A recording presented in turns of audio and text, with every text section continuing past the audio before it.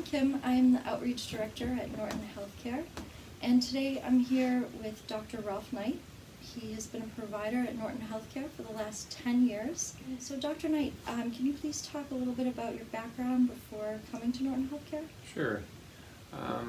My training was in Nebraska at the University of Nebraska Medical Center. I graduated from medical school about 1976, and then I did a family practice residency there. And then in 1979 I came east to Massachusetts. I practiced in a community health center for 26 years, and then retired early because of some physical problem, and was retired not successfully, I would say, for a couple years. Did not like retirement, and was contacted through a friend by Dr. Actor, who was the medical director here, in 2008. And like you just said, I've been here for about 10 years now. So my background is in family medicine. And since I've been here, of course, I've been in one aspect of addiction medicine, which is the treatment of opioid-dependent patients. Was there anything in particular that got you interested in opiate addiction treatment? I didn't even think about it, to be honest with you, until that contact was made. The more I talked to people and I talked to Dr. Actor, I became more interested. So there wasn't, I had, of course, had to deal with it as a family practitioner, and perhaps in some ways contributed to the problem, also as a family practitioner or as a primary care doctor. But that was not part of my plans, no. Can you tell us a little bit about your experience at Norton Health Care, what you've learned while you've been here?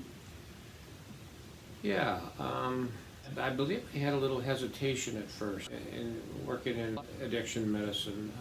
And I think a lot of doctors are in that same position. I had the same feeling. When I first came here, I worked with Dr. Actor, who had established this several years before. He was very helpful in making me feel at ease here. So what do you think sets Norton Health Care apart from other addiction treatment programs? This practice has been one that seems to focus primarily on respecting the patients who come here, showing them respect and expecting the same from our patients. I guess that would be one of the primary things of the nature of this practice. Another would be that it doesn't throw up too many barriers to the patient in coming for care.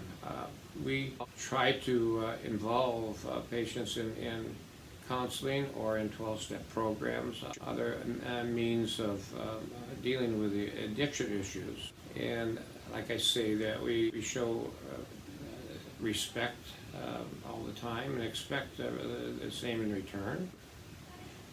We also have an environment that is calm and I think soothing to patients when they come here. We try to keep the waiting time short and the environment quiet and comfortable for people, so that they do not feel embarrassment when they come here. There's a stigma attached to opiate addiction or dependence that I think they feel very little of at this office.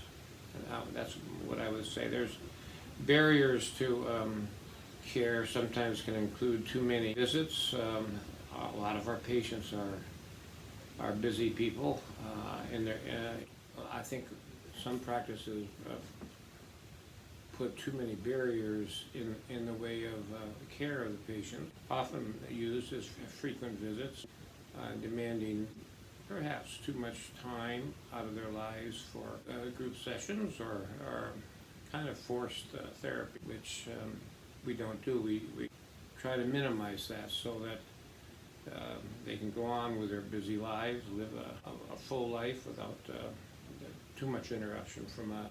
We do have more visits initially for the first month, really. And we have more visits if somebody's having some trouble with following the program. But otherwise, we're about a basis of every 28 days, every 4 weeks, if somebody is moving along, accomplishing their goals with us. Is there anything that you'd like to share that you've learned specifically about this community of people or treatment of opiate addiction that might have surprised you?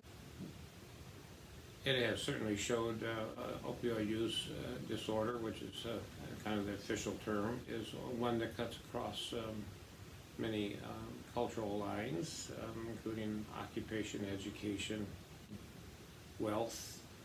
That certainly has been borne out here. I have a variety of different types of patients, and that also is one of the things that makes this practice quite interesting and fun, is seeing this variety. I learn a lot from each patient. I learn a lot about lifestyles. I've learned a lot about illicit drug use that I had no knowledge of. I've learned a lot about manipulation and how the value system of good people gets disrupted by opioids and thrown out the window basically for the period of time that they're using. That's one of the rewarding things for a patient, is to come back to that same value system they had. That's been very interesting to me. Individually, I've learned about different occupations. When we sit down to talk, we don't just talk about side effects and craving for opiates, and we talk about other things so that there's a personal involvement that I have with my patients. And I think the other doctors here too do the same.